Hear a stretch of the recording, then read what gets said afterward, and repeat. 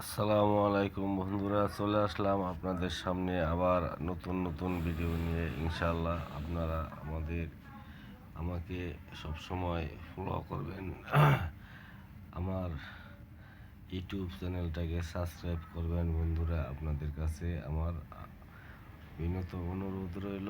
ইনশাল্লাহ আমার ইউটিউব চ্যানেলটা আপনারা সবাই একটু সাবস্ক্রাইব করবেন। ইউটিউব চ্যানেল নাম হচ্ছে রিয়াজুল মন্ডল টিএসপি।